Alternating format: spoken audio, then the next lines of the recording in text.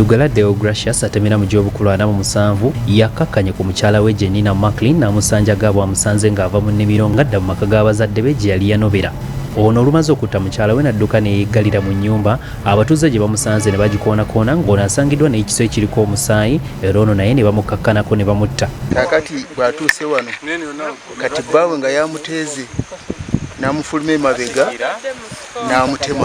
Okusinziira ku ssentebe w'ekyalo kino Tindamanyire Moses annyonnyodde nti ekyano bya Macklin kwe kuba nti yajja mu bufumbo n'essola nga bwe yatuuka okwagala okugizzaayo ewaabwe, omusajja n'ataama n'ayokya engoye ze era n'omukazi kwe kusalawo okukwatamu ebyanguwa. Omwami yayokya engoye z'omukyala. Okuzookya yali amulanga sola. Omukyala yali jajja ne kasola. Nga kasola ayagala kazeeyo ewaabwe. Kati omwami ate nga tayagala. Awo bwawava obuzibu. Abatuuze era batubuulidde nti omulambo gw'omukyala guno gusangiddwa nga gugaŋŋalamye mu kitaba ky'omusaayi n'omwana we ku mugongo. Kaakati omukyala n'agwa nga yeewunyise kati n'amutema ejjambiya eno n'eno n'omutwe n'agutema ate. Omwana abadde ku mugongo naye omukisa omulungi omwana teyafunye obuzibu bwonna. Abatuuze bongeddeko nti ababiri bano baludde nga balumaŋŋana era ng'omusajja aludde ng'aweera okutta mukyala we. Kubanga era badde baludde nga balina obutakanya mu maka gaabwe ffenna abantu nga tubimanyi era nga bayawukanako omukyala abeera waabwe n'omusajja abeera waabwe. Ebadde buludde ng'era omusajja agamba ngenda kutta ngenda nawe. Akulira poliisi ekyazanga Pamela Kahuma ategeezezza nti batemezeddwako ku ttemu lino kyokka bagenze okutuuka nga abatuuze batwaliridde amateeka mu ngalo. Bagenze okutuuka nga omukyala bamutemyetemye nga obulamu talina.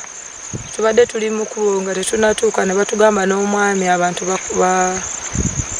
bamukozeeko obulabe naye nattibwa. Naye tukubiriza abantu obuteetaba mu bikolwa ng'ebyo. Ssentebe wa disitulikiti y'e Lwengo Abduuze avumiridde ebikolwa by'okutwalira amateeka mu ngalo ebifuuse baana baliwo mu kitundu byagambye nti bigootaanyiza nnyo okunoonyereza okw'enjawulo. Okutegeeza abantu baffe okwetoola disitulikiti nti eno si enkola yaffe entongole ng'abannalwengo.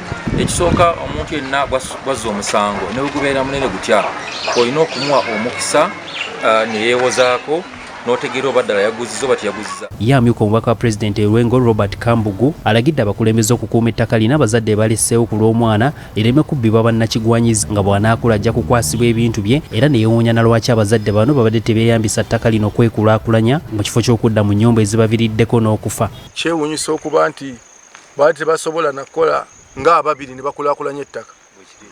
Ekyo kinneewuunyisizza nga olina obugagga buno bwonna. Tewabaawo akola olukwesikwesi okujja okwesenza ku ttaka lino. Omwana gavumenti egenda mulabirira egenda mukuza era ajja kudda mu myaka 18 gyaweze egiragira mu gavumenti ya Uganda. Akomewo alabirira ebintu bya kitaawe ne nnyina. Tewabaayo owooluganda yenna ajja n'agamba nti ate nange nabalinako akakwato banali nagabana. Emirambo gitwaliddwa mu ddwaliro lya gavumenti ekyazanga ng'okunoonyereza bwe kugenda mu maaso. Hasif Sekiwunga ne Betty Namawanda BBS Refina Gambuuze. Omwana oyo olina omulabirira mwana wo.